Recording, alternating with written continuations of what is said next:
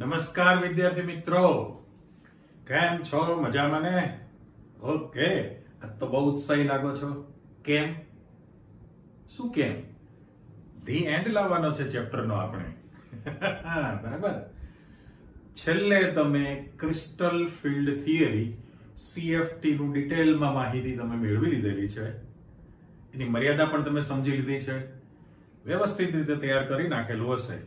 Okay, આજે આપણી પાસે એક પ્રશ્ન હજુ બાકી રહી ગયેલો છે, જેને ધાતુ કાર્બોનિલ સંયોજનો કહીએ છીએ. ધાતુ કાર્બોનિલ સંયોજનો ની આપણે થોડી માહિતી લેવી છે, અને છેલ્લે આ સવર્ગ સંયોજનોની ઉપયોગિતા. એટલે તમે જુઓ, મેં એન્ડમાં મૂકી દીધું છે કે ભાઈ સવર્ગ સંયોજનોની ઉપયોગિતા. એટલે પાઠ્યપુસ્તકમાં અનુપ્રયોગો લખે છે ને, એપ્લિકેશન, ઉપયોગિતા, અનુપ્રયોગો.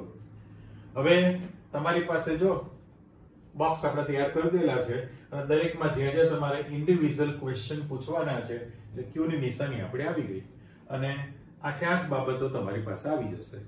ઓકે, ચાલો આવો સીધા પ્રશ્ન તરફ. મેં જે ક્વેશ્ચન મૂકેલો છે એમાં તમે જુઓ કે આપણો જે પ્રશ્ન છે ધાતુ કાર્બોનિલ સંયોજનો, એટલે તમને અંદાજ આવી ગયો છે ધાતુ અને એની સાથે કાર્બન મોનોક્સાઇડ કાર્બોનિલ. બરાબર. આપણે તો જે સંકરણ વખતે યાદ કરી લો, NiCO4 બની લીધું છે ને, સમચતુષ્ફલકીય sp3 પ્રકારનું સંકરણ છે. અને બસ બીજું તમારે યાદ કરવાનું હવે. એટલે ધાતુ કાર્બોનિલ સંયોજનો ઉદાહરણ આપીને સમજાવો. એ આખો પ્રશ્ન આપણે અહીંયા પૂરો કરવો છે. ઓકે, ભરચક અત્યારે ખાલી દેખાય છે મેદાન, હમણાં આપણે ભરી દઈએ. તો પહેલામાં પહેલું, ધાતુ કાર્બોનિલ સંયોજનો કોને કહેવાય? તો આપણી પાસે સીધું જ એમ કહી શકાય, સંજ્ઞા છે આ, તમારી ગુજરાતીમાં વ્યાખ્યા કરી દીધી ઇન્વર્ટેડ કોમામાં. પણ હું એમ કહું છું કે સંક્રાંતિ ધાતુ પરમાણુ સાથે કાર્બન મોનોક્સાઇડ જે છે એમાંનો કાર્બન સવર્ગ બંધથી જોડાયેલો રહેતો હોય તો એ જે સંયોજનો બને એને ધાતુ કાર્બોનિલ સંયોજનો કહેવાય. બરાબર. આપણે સંજ્ઞા વાપરેલી છે, એને ભાષાંતરમાં લખી નાખો કે ભાઈ જે સંયોજનોમાં ધાતુ પરમાણુ સાથે કાર્બન મોનોક્સાઇડ અથવા કાર્બોનિલમાં રહેલો કાર્બન પરમાણુ સીધો જ ધાતુ સાથે સવર્ગ બંધથી જોડાઈ જતો હોય તો એ જે સંયોજનો છે એને આપણે કાર્બોનિલ સંયોજનો કહેવાના છીએ. ઓકે, હવે પાછો પ્રશ્ન એમ થાય કે જે કાર્બોનિલ સંયોજનો જે છે મોટા ભાગે એક જ પ્રકારના લિગેન્ડ છે, એટલે એને હેમોલેપ્ટિક કહેવાશે. શબ્દ તરીકે એ બધા જ હેમોલેપ્ટિક, બરાબર, એ બધા જ હેમો અથવા હોમોલેપ્ટિક એમ શબ્દ પણ તમે વાપરી શકો. એ બધા જ સંયોજનો હોમો એટલે એક સરખા છે ને, હોમોલેપ્ટિક સંયોજનો કહેવાય. હોમોલેપ્ટિક ધાતુ કાર્બોનિલ તૈયાર થયું. પણ ફરી પાછા એની અંદર તમારી પાસે બે પ્રકાર પડી જશે. આ એક નંબર જે આપણે આપીએ છીએ એને મારે શબ્દ વાપરો છે કે એક કેન્દ્રીય, અને બીજો જે પ્રકાર આપશો એમાં તમે બહુ કેન્દ્રીય શબ્દ મૂકી દો. એટલે કારણ કે મારે પછી તમારી પાસે બંધારણ અહીંયા બોર્ડ પર સમજાવવાના છે તમને, એટલે ફરી બોલું છું કે ભાઈ જે સંયોજનોમાં ધાતુ પરમાણુ સાથે કાર્બોનિલ સમૂહમાં રહેલો કાર્બન પરમાણુ સીધો જ સવર્ગ બંધથી જોડાતો હોય તો તેને ધાતુ કાર્બોનિલ સંયોજનો કહેવાય. એટલે વ્યાખ્યા ક્લિયર થઈ ગઈ. અચ્છા, એ બધા જ જે છે એ હોમોલેપ્ટિક છે. કારણ કે હોમોલેપ્ટિક છે એનો અર્થ એમ કે બધા જ એક જ સરખા લિગેન્ડ જે તમારી પાસે કાર્બોનિલ લિગેન્ડ તરીકે મૂકેલો છે, પણ એના તમે બે પ્રકાર આપ્યા છે. એક છે એક કેન્દ્રીય અને બીજો પ્રકાર છે તમારી પાસે બહુ કેન્દ્રીય તૈયાર થશે. ઓકે, તો આપણી પાસે એક કેન્દ્રીય અને બહુ કેન્દ્રીયની જો આપણે ચર્ચા કરવી હોય તો હું એ પાર્ટ જ પાડી દઉં. ચલો આપણે એના સીધા ઉદાહરણમાં જતા રહીએ. તો એક કેન્દ્રીયમાં તમારી પાસે સીધું જ ઉદાહરણ અહીંયા દાખલા તરીકે મૂકવું છે કે ભાઈ NiCO4. તો આ તમને નામ ખબર જ છે, મારે નામ લખવાની જરૂર નથી, ખાલી બોલવાનું છે tetra carbonyl nickel 0, tetra carbonyl nickel 0, અને એની જે રચના છે એમાં નિકલ સાથે 4 સહવર્ગ સહસંયોજક બંધથી 4 CO કાર્બન મોનોક્સાઇડ એટલે OC મારે લખાશે ને, પણ બધાની ઓક્સિડેશન સ્થિતિ તમારી પાસે શૂન્ય છે, એટલે પોતે તટસ્થ લિગેન્ડ છે ને, એટલે અહીંયા આગળ જે નામકરણ છે એમાં ઉપર હું 0 મૂકી જ દઉં છું, તો આ આપણી પાસે જે સંકીર્ણ બન્યું એ tetra carbonyl nickel 0, tetra carbonyl nickel 0 એટલે બ્રેકેટ કરું છું, સંજ્ઞા તમે 0 ના વિચારો. ઓકે, આની જે માહિતી છે એમાં તમે શું કહી શકો, તો કે એમાં જે સંકરણ છે એ sp3 પ્રકારનું તૈયાર થયેલું છે, અને અણુનો આકાર સમચતુષ્ફલકીય, એ જે અણુ છે એ તમારી પાસે સમચતુષ્ફલકીય અણુનો આકાર બને છે. કરેક્ટ? એટલે પહેલામાં પહેલું NiCO4 કહ્યું. એના પછી આપણે પાર્ટ પાડતા જઈએ. આ તમારા ઉદાહરણ અહીંયા આગળ પહેલું, બીજું, ત્રીજું એમ જે મૂકવા છે એ પ્રકારે. ઓકે, હવે તમારી પાસે જાણીતો મુદ્દો બીજું ઉદાહરણ છે FeCO5. દાખલા તરીકે બીજું ઉદાહરણ મારે મૂકવું હોય તો FeCO5, તો આના માટે પણ પેન્ટા કાર્બોનિલ આયન 0 નામ પડશે એનું, પેન્ટા કાર્બોનિલ આયન 0 એટલે બ્રેકેટમાં હું 0 મૂકી દઉં છું.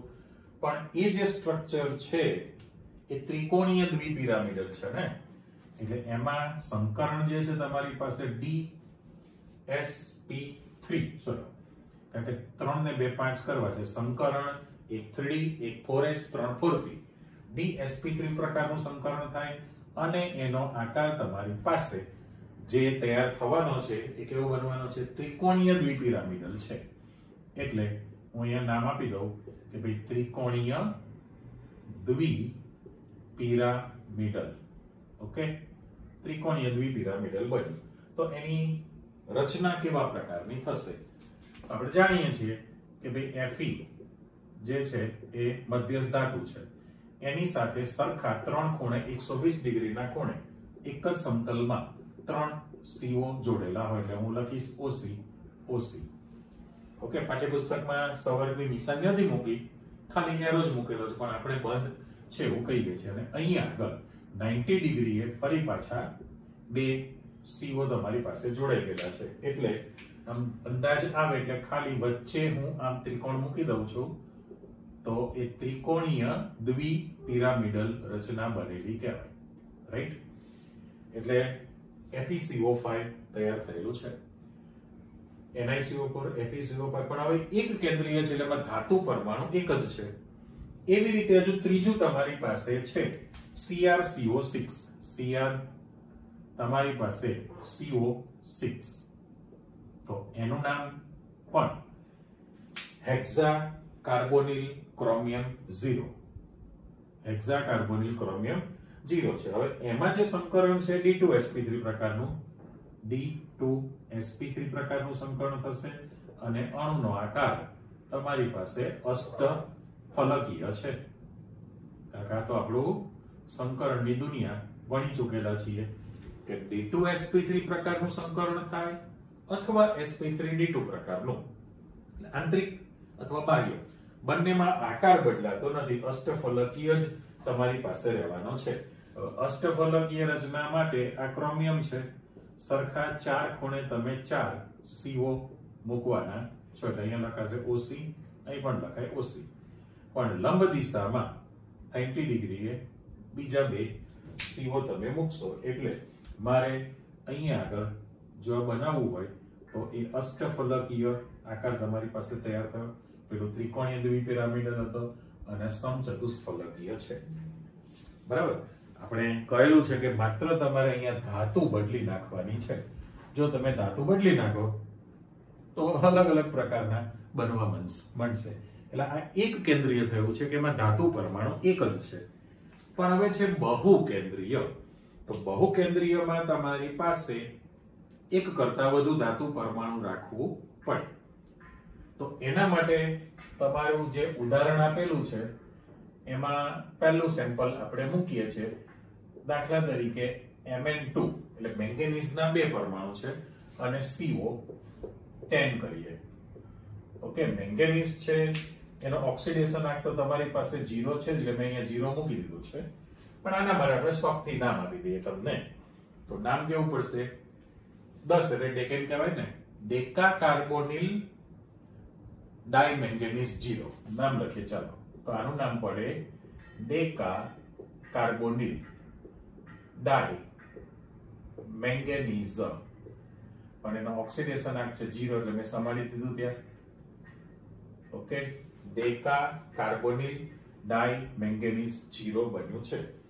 હવે એની અંદર થયું કેવું તો કે મેંગેનીઝના 2 પરમાણુ છે, એટલે મેંગેનીઝના જે 2 પરમાણુ તમે મૂકવાના છો, દાખલા તરીકે એક મેંગેનીઝ અને બીજો મેંગેનીઝ છે, તો એની વચ્ચે Mn વચ્ચે એક બંધ રહેલો હોય, બરાબર?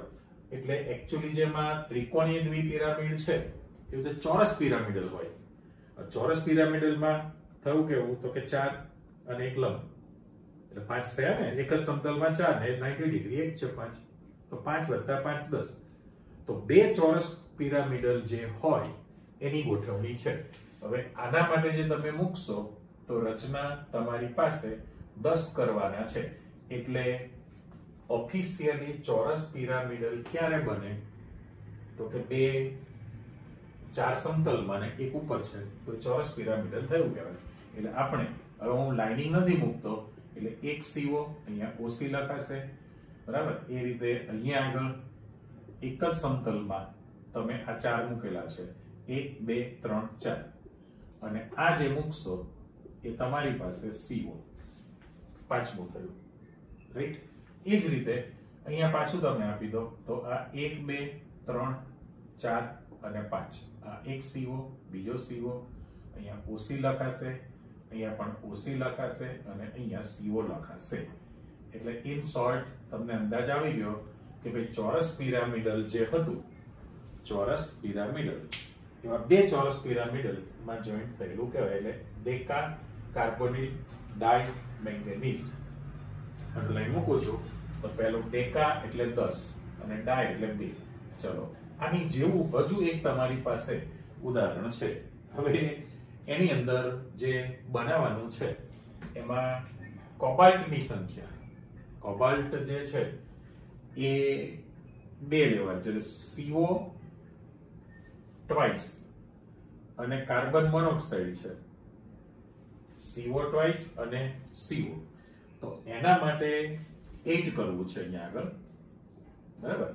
તો ઓક્ટા કાર્બોનિલ થશે ને. આનું દાખલા તરીકે આપણે નામ કરવું હોય તો ઓક્ટેન, એટલે ઓક્ટા કાર્બોનિલ ડાયકોબાલ્ટ 0.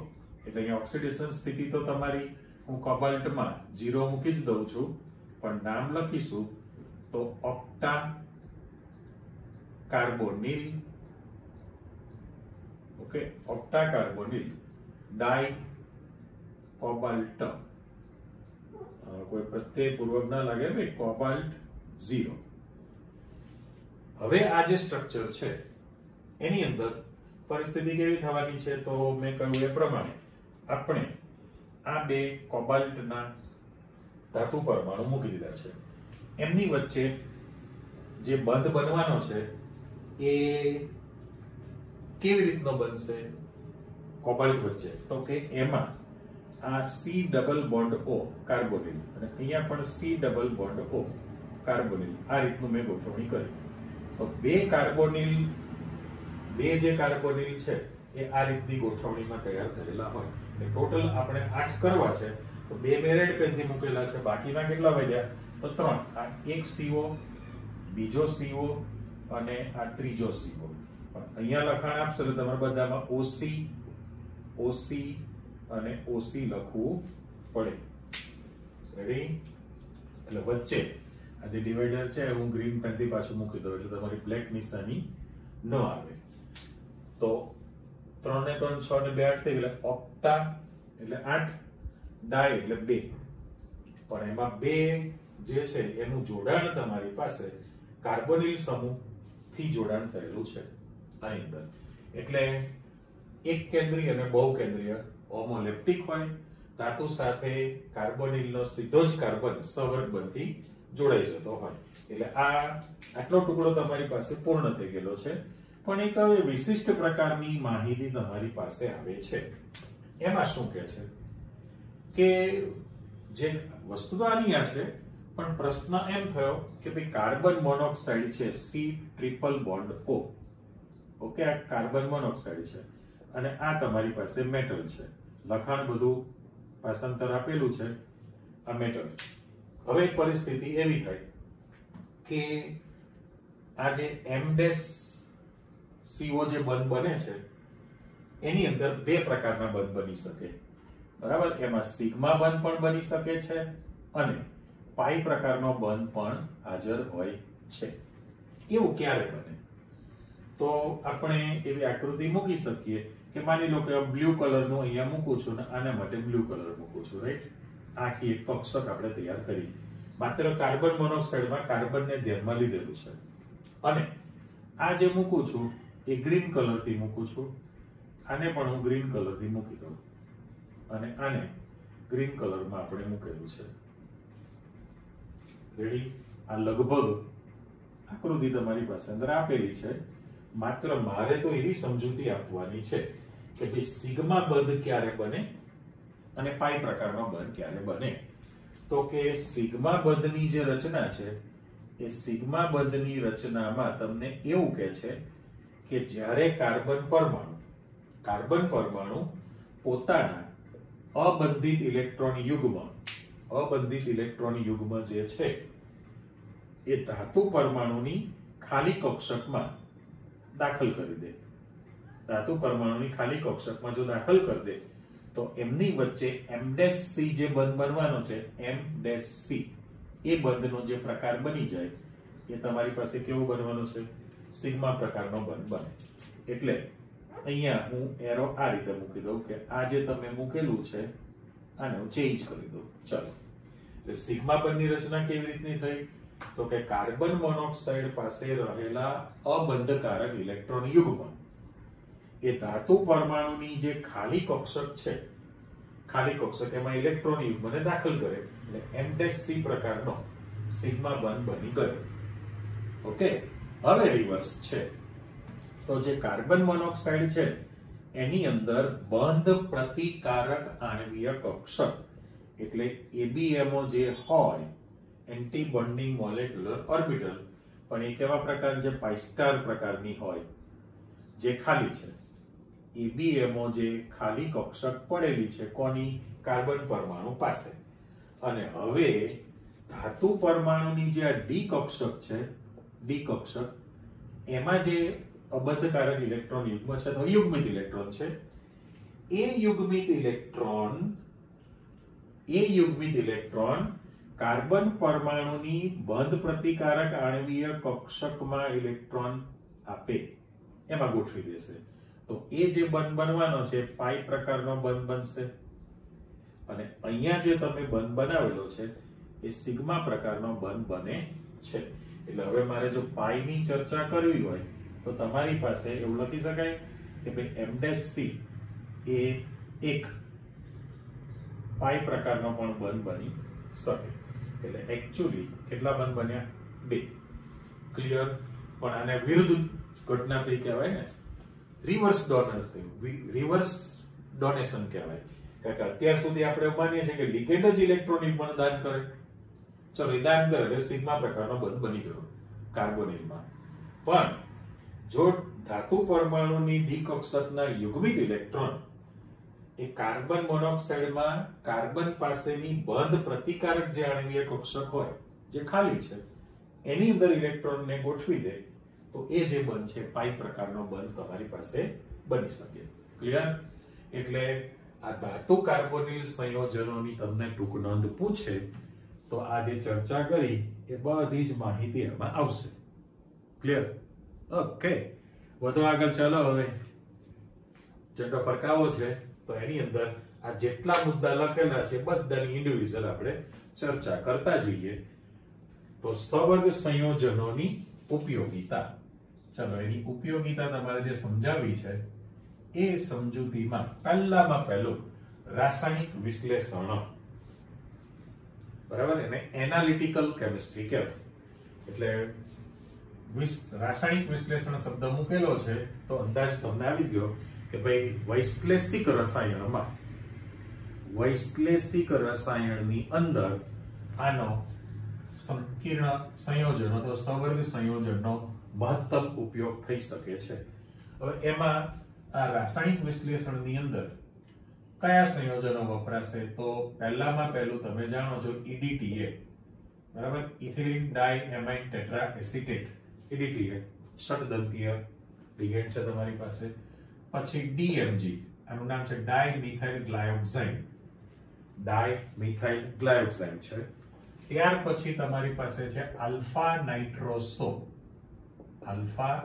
નાઇટ્રોસો, બરાબર, અને beta naphthol. Alpha nitroso, beta naphthol. ચલો, આ આપણે સાથે મૂકેલું છે. અને હજુ એક નામ છે, સંભાળી દઈએ, ક્યુપ્રોન સંયોજન પણ આપેલું છે. 4 નામ તમારા પાઠ્યપુસ્તકમાં લખેલા છે. આ તો વારંવાર આવશે. ઇથિલિન ડાયમાઇન ટેટ્રાએસિટેટ નીચે પણ આપણે ઉપયોગ કરીએ છીએ. ઔષધીય રસાયણમાં પણ વાપરશો. 3 જગ્યાએ છે. ડાયમિથાઇલ ગ્લાયોક્સાઇડ, આલ્ફા નાઇટ્રોસો, બીટા નેપ્થોલ છે અને ક્યુપ્રોન છે. હવે થાય કેવું, તો દાખલા તરીકે ધાતુની પરખ માટે Ni નિકલ છે, Ni2+ ધાતુ આયન છે, એની તમે ડાયમિથાઇલ ગ્લાયોક્સાઇડ એ માઈનસ છે, AQ. તો આની વચ્ચેનું જે સંકીર્ણ બની જશે એ DMG તમે સંકીર્ણ બનાવવાના છો. ઓકે, અહીંયા ટ્વાઇસ છે. હવે વિચારો, Ni2+ છે, સંતુલન કરવું પડે. Ni2+ છે, DMG માઈનસ છે, અહીંયા ટ્વાઇસ લે તો -2 ને +2 0. તો અહીંયા તમારી પાસે સંકીર્ણ 0 બની ગયું છે ને. પણ આનો કલર છે ઘેરો લાલ રંગનું સંકીર્ણ સંયોજન બની જાય.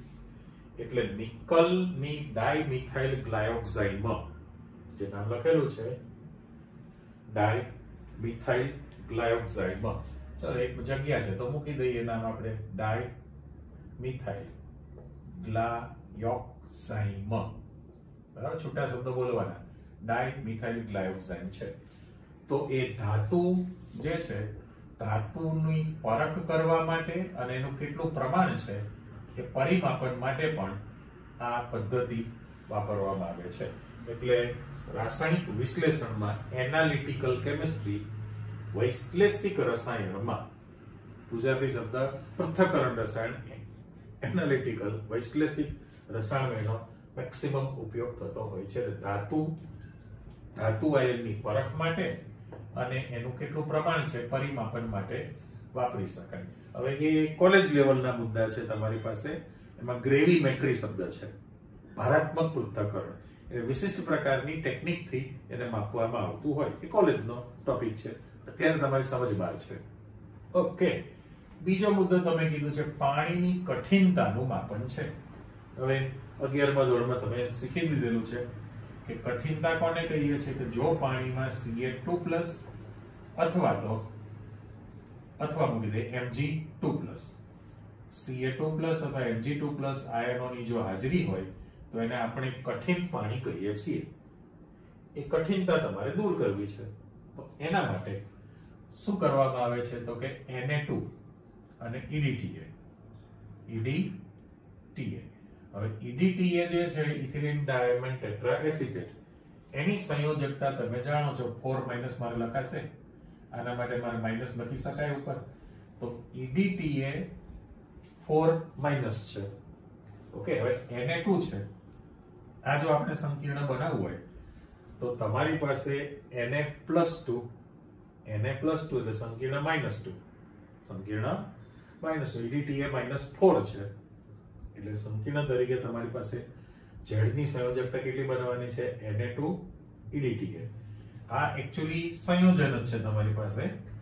તો હું અહીંયા આગળ Na2 EDTA સાથે એનું જે છે અનુમાપન કરવામાં આવે. આપણે શબ્દ મૂકી દઈએ, જો તમે એનું અનુમાપન કરી દો, ટાઇટ્રેશન, કદ માપક પૃથ્થકરણ, તો એમાંથી EDTA સાથે આ જે કઠિન પાણીમાં Ca2+ અથવા તો Mg2+ છે એ એની સાથે સંયોજાય.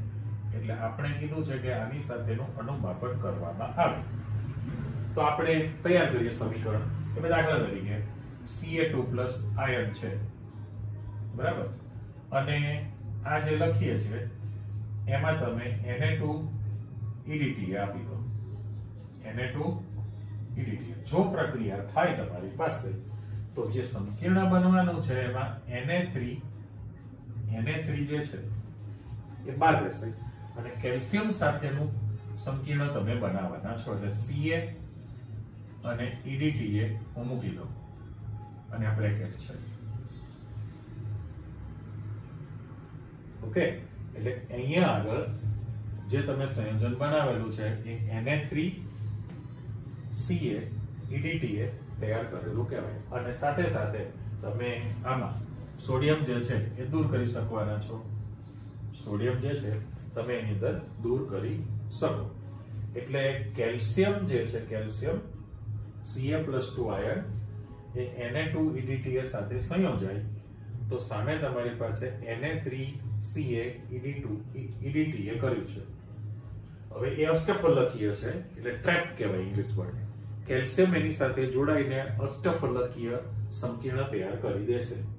હવે હિસાબ કિતાબ પ્રમાણે તમારે જો જોવું હોય તો નિયમ પ્રમાણે આ તો તમે સાથે મૂકેલું છે ને, ખાલી EDTA જ એમને મૂકી દઉં કદમાપક પૃથ્થકરણમાં તો સોડિયમ જે છે તમારી પાસે છૂટો પડી જશે. આ સીધો જ સંકીર્ણ તૈયાર કર્યો અને વધતા Na+ તમે દૂર કરી શકો કારણ કે અહીંયા Ca2+ છે, Ca2+ છે, અહીંયા તમે Na3 Ca EDTA તૈયાર કરેલું છે. એટલે ઇન શોર્ટ મારે કહેવાનો અર્થ એવો છે કે ભાઈ Na2 EDTA સાથે પાણીનું સાદું અનુમાપન કરવામાં આવે તો EDTA સાથે કેલ્શિયમ જોડાઈને ટ્રેપ ગોઠવાઈ જશે અને એક સંકીર્ણ તૈયાર કરી દેશે આની અંદર. હવે આ સંકીર્ણ છે, IUPAC નામ તમે શીખ્યા છો એટલે એમાં તો આપણે કઈ ડીપમાં જવાની જરૂર નથી લાગતી. પછી વાત આવે છે ધાતુ નિષ્કર્ષણમાં. હવે આ તો તમારો જૂનો પ્રશ્ન છે. કયો? તો કે તમારો ધાતુ નિષ્કર્ષણનો જે ચેપ્ટર હતું એની અંદર તમે ડિટેલમાં શીખેલા જ છો. આખી તૈયારીમાં શું કહી શકો એમાં હું એક જનરલ સમીકરણ આપી દઉં તો આ એક એમ લખેલું છે મેટલ. ધાતુ નિષ્કર્ષણમાં હવે ધાતુ નિષ્કર્ષણની અંદર હું આ જે પછી લખું છું સાઈડમાં કે જ્યાં m બરાબર તમારે સાયનાઇડ પદ્ધતિ કહેવાય. સાયનાઇડ Cn- છે, O2 ની હાજરી છે, H2O છે. બરાબર, હું અહીંયા ચોખવટ કરી દઉં કે જ્યાં m બરાબર કોણ છે, કાં તો Ag હોય અથવા તો Au હોય. ધાતુ તરીકે તમે Ag અથવા Au નું નિષ્કર્ષણ કરવું છે. આ બેમાંથી કોઈ પણ તમારી પાસે મેટલ છે. ઓકે, તો પરિસ્થિતિ કેવી થવાની છે કે આને સાયનાઇડ પદ્ધતિ કહેવાય. સિલ્વરનું નિષ્કર્ષણ માટે સાયનાઇડ પદ્ધતિ, Au ના નિષ્કર્ષણ માટે પણ સાયનાઇડ પદ્ધતિ કહેવાય. આમાં તમારી પાસે સંકીર્ણ તૈયાર થવાનું છે. કેવું બને તો MCN ટ્વાઇસ બની જાય અને આ માઇનસ MCN ટ્વાઇસ માઇનસ બને અને વત્તા OH માઇનસ આપણે કરી દઈએ. બરાબર, તમારે સંતુલન માટે માત્ર અહીંયા આગળ એક આંકડો યાદ રાખવાનો છે. શું કીધું મેં? 8Cn માઇનસ તમે યાદ રાખી લો, એના પ્રમાણે કરે રાખો સંતુલન. તો પહેલા પેલો 8Cn છે એટલે મારે અહીંયા આગળ ચોકડો મૂકવો પડે તો 4 દુ 8 થઈ ગયા. ઓકે, m ની કિંમત 4 છે એટલે ખાલી નડતું નથી પણ આપણે 4 મૂકી જ દો ત્યાં આગળ. ઓકે, અહીંયા વીજભાર -8 છે તો પેલી બાજુ -8 થવો જોઈએ તો -4 થઈ ગયો. જો અહીંયા 4 મૂકી દો તો -4 ને -4 -8 રેડી થઈ ગયો. ઓકે, પણ ઓક્સિજન 4 થયા તો મારે અહીંયા 2 વડે ગુણાકાર કરવો પડે. 2 ને 2 4 ઓક્સિજન. હાઇડ્રોજન 4 તો 2 દુ 4 જ છે એટલે સમીકરણ સંતુલિત થઈ ગયું. એટલે થયું કેવું તો કે જે ધાતુ નિષ્કર્ષણમાં અહીંયા તમે ધાતુનું સાયનાઇડ સંયોજન સંકીર્ણ બનાવ્યું અને પછી તમે એનું વિસ્થાપન કરવાના કોના વડે? ઝિંક વડે. એટલે ફરી પાછું સમીકરણ આપી દો કે આ જે મેટલ નું જે સંકીર્ણ છે MCN ટ્વાઇસ માઇનસ છે એની તમે ઝિંક ધાતુ સાથે પ્રક્રિયા કરો તો જે સંકીર્ણ બને ZnCN4 બની જાય. ZnCN4 સંકીર્ણ અને M મેટલ ધાતુ તમારી પાસે છૂટી પડી ગઈ. ઓકે, બે સમીકરણ તમે કર્યા છે. ફરી પાછું કરો સંતુલન. તો અહીંયા આગળ Cn ની કિંમત તમારી પાસે કેટલી છે? ઓકે, આ કેવું થયું ભાઈ? Ag+1 છે. Ag+1 Cn -1 સંખ્યા 2 એટલે -2 -2 + 1 એટલે -1 થયું ને. તો અહીંયા તમારી પાસે વિદ્યુત સંયોજકતા કેટલી લખવાની થાય? કારણ કે Cn -4 છે અને Zn+2 છે. Zn+2 Cn -4 એટલે 2 માઈનસ ત્યાં લખવું પડે. ચલો હવે વીજભાર ત્યાં -2 છે એટલે તમારે -2 થવો જોઈએ તો 2 વડે ગુણું છું. સાથે સાથે Cn ની કિંમત 4 તો 4 થઈ ગઈ. મેટલ તમે 2 મૂકી શકો. એટલે આખું જે સમીકરણ છે એ તમે 2 સ્ટેપમાં તૈયાર કરી દીધેલું છે. રેડી? અને સેમ વ્યવસ્થિત છગડીયો કૌંસ આપી દો. 2 ભાગ બની ગયા. આ રીતે ધાતુ નિષ્કર્ષણ થયું કહેવાય. એટલે એ ધાતુનું સાયનાઇડનું સંકીર્ણ બનાવી દીધું સવર. એનું ઝિંક ધાતુ સાથે વિસ્થાપનની પ્રક્રિયા કરી દો તો તમારી પાસે ધાતુ છૂટી પડી ગઈ. કરેક્ટ? તો આવું સંકીર્ણ બનાવવાની જ વાત છે. અહીંયા તમારી પાસે ફોટોગ્રાફી. હવે એમાં પ્યોર ગુજરાતી લખો શ્વેત શ્યામ. શ્વેત શ્યામ ટૂંકમાં બ્લેક એન્ડ વ્હાઇટ લખેલું છે. હવે પ્યોર ગુજરાતી કરો શ્વેત શ્યામ ફોટોગ્રાફી લો. એટલે વર્ષો પહેલા જૂના પિક્ચરો જુઓ છે ને, એન્ડ આવતો હોય તો બ્લેક એન્ડ વ્હાઇટ ફોટા જે પડતા, મોટું ટાઈપનું આમ ડબલું મૂકેલું હોય, પેલું ફોટો કપડું ઢાંકેલું હોય, પેલા માથું અંદર નાખીને બધાને સ્માઇલ કરીને ફોટો પાડે. બ્લેક એન્ડ વ્હાઇટ ફોટોગ્રાફી હતી. જમાનો પતી ગયો. હવે કલર ફોટોગ્રાફી. હવે તો ફરજિયાત 1 અવરમાં તમે જાઓ છો એસએસસીમાં પાસપોર્ટ સાઇઝનો ફોટો લગાડેલો ને, બોર્ડનું ફોર્મ ભર્યું ત્યારે મોઢું કેવું હતું? આમ તિહાડ જેલમાંથી છૂટેલા કેદી જેવા મોઢા હતા તમારે. 12માં તમે જે ફોટો જોડશો પાસપોર્ટ સાઇઝના ફોટા આપણે ઉપયોગ કરીએ. બાકી તો કેમેરો વ્યક્તિ દીઠ બની ગયો છે. દરેકના મોબાઈલમાં કેમેરો છે. ઈચ્છા થાય એટલી વાર ફોટા મોટા બગાડીને નહીં કરતા આવતા. સેલ્ફી એટલે પોતે સેલ્ફી લીધી. એટલે એના જેવા શ્વેત શ્યામ. તો એમાં તમને એવું કહે છે કે જે ફોટોગ્રાફી જે થતી હોય એમાં એને ડેવલપ કરવામાં આવે તો એમાં સિલ્વર બ્રોમાઇડનું પ્રમાણ સૌથી વધુ હોય. એટલે આપણે સમીકરણમાં એવું કહીએ છીએ કે AgBr જે છે સિલ્વર બ્રોમાઇડ અને એની Na2S2O3 S2O3 જે છે અહીંયા શબ્દ મૂકી દો. S2O3 માટે આખી સિરીઝ છે એને કહેવામાં S2O3 2- છે. એને હાઇપો સંયોજન કહેવાય. હાઇપો સંયોજન. હવે અહીંયા Na2 કરી નાખું એટલે +2 ને -2 થઈ ગયું સંયોજકતા. અને સોડિયમ હાઇપોસલ્ફાઇડ કહેવાય. સોડિયમ હાઇપોસલ્ફાઇડ સાથે પ્રક્રિયા કરી તો એ સંકીર્ણ બનાવી દેશે તમારી પાસે. હવે એ જે સંકીર્ણ બને એ સંકીર્ણ Ag સાથે બનાવશે. તો મારે અહીંયા AgS2O3 ટ્વાઇસ આ સંકીર્ણ છે અને વત્તા ફરી પાછું AgBr વધારાનું જે સિલ્વર બ્રોમાઇડ છે આ જે છે એ દ્રાવ્ય સંકીર્ણ છે. શબ્દ કયો વાપરો મેં? પાણીમાં દ્રાવ્ય છે. એટલે ફોટોગ્રાફિક પ્લેટ ઉપર જે વધારાનું સિલ્વર છે એ વધારાના સિલ્વરને દૂર કરવા માટે આ પ્રક્રિયા થઈ કહેવાય. આ સંકીર્ણ પાણીમાં દ્રાવ્ય છે એટલે તમારી પાસે દૂર થઈ શકે. ચલો વીજભારમાં જતા રહીએ આપણે. એટલે ઉપલી જે સંયોજકતા છે એમાં પરિસ્થિતિ કેવી થવાની છે? કારણ કે S2O3 2- છે જો હાઇપો અને Ag+1 છે. Ag+1 S2O3 2- સંખ્યા 2 -4 + 1 એટલે -3 બરાબરની પેલી બાજુ થશે એટલે 3+ સંયોજકતા થવાની છે. સંયોજકતાનું કામ પૂરું. પણ તમે સંતુલન કરશો તો શું ધ્યાનમાં રાખવાનું છે? દેખાય સલ્ફર તો સલ્ફર 2 × 2 4 છે તો અહીં 2 વડે ગુણાકાર કરી નાખું, 2 વડે આપણે ગુણાકાર કરી નાખીએ, બરાબર?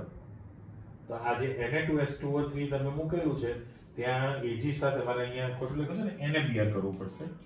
આ જે લખેલું છે એ NaBr સિલ્વર સાથેનું તમે સંકીર્ણ બનાવી દો છો AgBr. તો પહેલા અહીં સુધારો કરી નાખું, મારે શું લખવું પડે? NaBr કરવાનું છે. સોડિયમ બ્રોમાઇડ બની ગયું.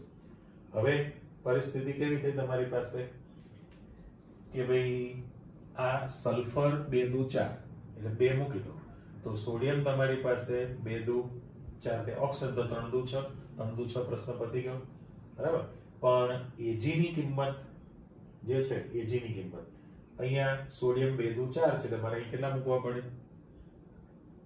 4 મૂકો ને. હવે તમે આ જે સીધું મૂકેલું છે એના બદલે હું ડાયરેક્ટ Br માઈનસ કરીને જવા દઉં તો ચાલે કે નહીં? આ તો આપણે સભ્ય લખેલું છે કે ભાઈ Na2S2O3 છે, Na2S2O3 એમાંથી Ag સાથે તમે સંકીર્ણ બનાવશો અને વત્તા NaBr બનાવેલું છે. સપોઝ હું S2O3 2 માઈનસ જ અહીંયા મૂકી દઉં તો 2 માઈનસ છે, 2 માઈનસ, બરાબર? તો હિસાબ કિતાબ પ્રમાણે અહીંયા આગળ તમારી પાસે AgBr આ કાઢી નાખીએ તો S2O3 2 માઈનસ એટલે 2 દુ 4 માઈનસ 4 તમે કરવાના છો, પણ સંકીર્ણ તરીકે તમે જો આ +3 મૂકેલું છે, જો મારે આને નાને રાખવું હોય તો જો એક +3 શક્ય છે એના બદલે હું અહીંયા આગળ Na3 આગળ મૂકી દઉં. શું મૂકું છું? Na3. આ બધું સરખું ન દેખાય એટલે એરો જે છે હું વાદળી પેનથી આપી દઉં. ચલો સંયોજન ફરી સમીકરણ ચેક કરો. AgBr Na2S2O3 છે, એમાંથી જે સંકીર્ણ બન્યું Na3AgS2O3. હવે સોડિયમ +3 છે એટલે સંકીર્ણ -3 તૈયાર થાય ને અહીંયા આગળ. હવે એ સંયોજકતા હું કાઢી નાખું છું, પેલું સ્વતંત્ર હતું ત્યારની વાત છે. +3 તો -3 આ -4 એટલે ઓટોમેટિક ત્યાં આગળ Ag નો ઓક્સિડેશન +1 થઈ ગયો અને પ્લસ NaBr છે. એટલે હવે તમારા હિસાબ કિતાબમાં કંઈ જ કરવાનું નથી આની અંદર. એટલે સોડિયમ 2 દુ 4 થાય તો 3 ને 1 4 આવી ગયા, ફિનિશ્ડ. બ્રોમિન 1, Ag 1, સલ્ફર 2 દુ 4 અને ઓક્સિજન 3 દુ 6, ક્લિયર થઈ ગયું. તો જે પાણીમાં દ્રાવ્ય છે એ સંકીર્ણ બની ગયો તો એમાંથી વધારાનું Ag તમે દૂર કરી શકો. એટલે આ જે 4 વસ્તુ છે 50% તમે કામ પૂરું કર્યું કે ભાઈ એનાલિટિકલ કેમિસ્ટ્રીમાં તમે વાપરશો સવર્ગ સંયોજનો, પાણીની કઠિનતા દૂર કરવા માટે તમે વાપરી શકવાના છો આની અંદર. હવે એ EDTA 4- છે ને એની સંયોજકતા પ્રમાણે, એટલે તમારું સંકીર્ણ બનતું જવાનું હોય. આને આખું ન લખવું હોય, માની લો કે આ જે સમીકરણ છે એને મારે Na2 વાળું કરવું જ નથી, હું સીધું જ તમને અહીં આપી દઉં. ચાલો Ca+2 છે અને EDTA 4- છે. રેડી? જો આપણે આનું સંકીર્ણ બનાવવું હોય તો Na3 હું કાઢી નાખું અને ડાયરેક્ટ તમારી પાસે Ca EDTA કરી દીધું. તો હવે સંયોજકતા પ્રમાણે તમારી પાસે Ca+2 છે અને EDTA -4 છે, તો વધ્યું કેટલું? 2- એટલે મારે અહીંયા સંકીર્ણમાં 2- મૂકવું પડે. પણ 2- મૂકો તો આગળ તમારી પાસે આ સોડિયમ Na2 મૂકવું પડે. તો અહીંયા પણ તમે રાખેલું છે એટલે આની ફોર્મમાં આપણે સમીકરણ બદલી નાખ્યું. હવે તો કોઈ પ્રશ્ન નડતો નથી. તો એ EDTA સાથે અષ્ટફલકીય રચનામાં બની જશે. ધાતુ નિષ્કર્ષણ શીખી લીધું, ફોટોગ્રાફીમાં પણ તમે લઈ લીધું છે. હવે આગળ વધો કે ધાતુ શુદ્ધિકરણમાં. તો નામ જાણીતું છે, આ પણ આવી ગયેલું છે ને. તમને ખબર છે મોન્ડ કાર્બોનિલ પદ્ધતિ હતી કે નહીં? મોન્ડ કાર્બોનિલ પદ્ધતિ. એમાં શું કરે તો કે દાખલા તરીકે નિકલ છે એ અશુદ્ધ છે, રાઈટ? એની તમે કાર્બન મોનોક્સાઇડ સાથે નીચા તાપમાને પહેલા તમે ગરમ કરો તો સીધું જ જે પહેલું જ સભ્ય આજે લખ્યું NiCO4 ટેટ્રા કાર્બોનિલ નિકલ 0, પણ આ બાષ્પશીલ સંકીર્ણ બની જાય. કેવું છે? બાષ્પશીલ છે. અને બાષ્પશીલ સંકીર્ણને એનાથી પણ ઊંચા તાપમાને તમે ગરમ કરશો બરાબર, ગેસિયસ ફોર્મમાં છે, પણ જી આપી જ દઉં. જો તમે એને ઊંચા તાપમાને ગરમ કરો તો નિકલ ધાતુ છૂટી પડે, કાર્બન મોનોક્સાઇડ તમારી પાસે આવી ગયો. પણ આ જે છે એ શુદ્ધ નિકલ ધાતુ હોય, શુદ્ધ નિકલ ધાતુ મળી ગઈ. બે સ્ટેપ તમે કર્યા કે ભાઈ અશુદ્ધ નિકલ જે હતું એની કાર્બન મોનોક્સાઇડ સાથે નીચા તાપમાને પ્રક્રિયા કરો તો તમારી પાસે ટેટ્રાકાર્બોનિલ નિકલ 0 બાષ્પશીલ સંકીર્ણ બને. હવે એ બાષ્પશીલ સંકીર્ણને ઊંચા તાપમાને જો તમે ગરમ કરો તો એનું થાય વિઘટન. એનું શું થઈ ગયું પાછું? વિઘટન, ડીકમ્પોઝિશન થયું અને તમારી પાસે શુદ્ધ ધાતુ નિકલ આવી ગઈ. કાર્બન મોનોક્સાઇડ પાછો મળે, એનો તમે રીયુઝ કરી શકો. એટલે માત્ર 4 છે એટલે ચોગડો મૂકી દો, થઈ ગઈ વાર્તા પૂરી. એટલે શુદ્ધ ધાતુ તમે મેળવી શકો. તો એમાં પણ સવર્ગ સંકીર્ણ તમે તૈયાર કરેલું છે. હવે વાત આવી ધાતુના ઢોળ ચડાવવામાં, ઇલેક્ટ્રોપ્લેટિંગ પ્રક્રિયા. એમાં પણ વિગત તો જાણીતી જ છે ને કે તમારી પાસે દાખલા તરીકે AgCN ટ્વાઇસ -2 +1 એટલે -1 સંયોજન થઈ ગયું. અને દાખલા તરીકે AU લઈ લો, AuCN ટ્વાઇસ.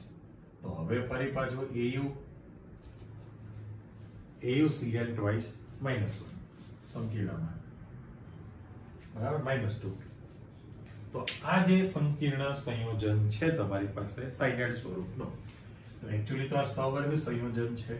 એ સવર્ગ સંયોજનનો ઉપયોગ ધાતુ પર ઢોળ ચડાવવા માટે, એટલે મારે બીજો ઇલેક્ટ્રોપ્લેટિંગ શબ્દ પણ વાપરી શકાય ને. ઇલેક્ટ્રોપ્લેટિંગ પ્રક્રિયા, ટૂંકમાં વિદ્યુત વિભાજન તમે જે ભણ્યા હતા એ રીતની આખી પ્રોસેસ છે. ઇલેક્ટ્રોપ્લેટિંગ પદ્ધતિમાં આખી પ્રોસેસ કરી ઇન્ડસ્ટ્રીયલ, એટલે ધાતુની સપાટી પર એકદમ બારીક સૂક્ષ્મ લીસું લેયર લાગી જાય. Ag નું ઢોળ તમે ચડાવી શકો, AU નો પણ તમે ઢોળ ચડાવી શકો. પણ એ સંયોજન છે, સવર્ગ સંયોજન છે, જેનો તમે ઉપયોગ કરી શકો. ઓકે, હવે આ તમારી પાસે જૈવિક પ્રણાલી શબ્દ મૂકેલો છે, એની આપણે D અને F વિભાગમાં પણ ઉલ્લેખ કરેલો છે. જૈવિક પ્રણાલીમાં સૌથી પહેલું તમે લખી શકો કે ભાઈ વનસ્પતિની અંદર, વનસ્પતિમાં જે બે વસ્તુ જવાબદાર છે ને. વનસ્પતિમાં જેનો લીલો રંગ જે છે, ગ્રીન કલર, એ કોને આભારી છે? ક્લોરોફિલ સંકીર્ણ. ચલો અહીંયા આગળ જવા દો. ક્લોરોફિલ સંકીર્ણને આભારી છે. અને એની ખાસ અગત્યતા શું છે તો કે વનસ્પતિમાં પ્રકાશ સંશ્લેષણ, જેને ફોટોસિન્થેસિસ તમે કહો છો, ઓળખો છો ને બાયોલોજી વાળા, બધાને ખબર છે, નાના ધોરણથી કોમન છે કે લીલી વનસ્પતિ સૂર્યપ્રકાશની હાજરીમાં ક્લોરોફિલની મદદથી વાતાવરણમાં રહેલા કાર્બન ડાયોક્સાઇડ અને પાણી સાથે પ્રક્રિયા કરીને ગ્લુકોઝ બનાવે અને O2 વાયુ મુક્ત કરે. O2 વાતાવરણમાં મુક્ત કરશે, એટલે વાતાવરણમાંથી CO2 શોષે, O2 મુક્ત કરે. તો કુદરતી શુદ્ધિકરણનું કામ પણ થયું કહેવાય. એટલે અત્યારે આપણે જૈવિક પ્રણાલીમાં સૌથી પહેલું કીધું કે વનસ્પતિનો જે લીલો રંગ છે, આપણે ગ્રીન કલર મૂકવો પડે ને. વનસ્પતિનો લીલો રંગ ક્લોરોફિલ સંકીર્ણને આભારી છે.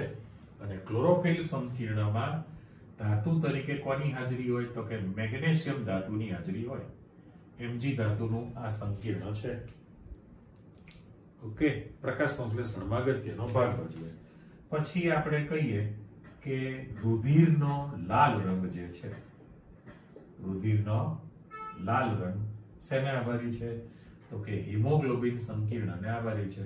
હિમોગ્લોબિન સંકીર્ણ. ચલો આપણે બીજો શબ્દ મૂક્યો કે ભાઈ રુધિરનો લાલ કલર, એટલે રેડ કલર મૂકો. એ હિમોગ્લોબિન સંકીર્ણને આભારી છે. અને હિમોગ્લોબિનમાં સંક્રાંતિ ધાતુ તરીકે કોની હાજરી હોય છે? Fe, iron. આયર્નનું પ્રમાણ, એટલે આપણે રુધિરનો લાલ રંગ હિમોગ્લોબિનને આભારી છે. એ પ્રાણી સૃષ્ટિ માટે થયું, પ્રાણીના રુધિરનો લાલ રંગ, પ્રાણી સૃષ્ટિ આવી ગઈ. અને હજી ત્રીજી વસ્તુ તમારી પાસે છે. ત્રીજી વસ્તુમાં જે છે વિટામિન B12.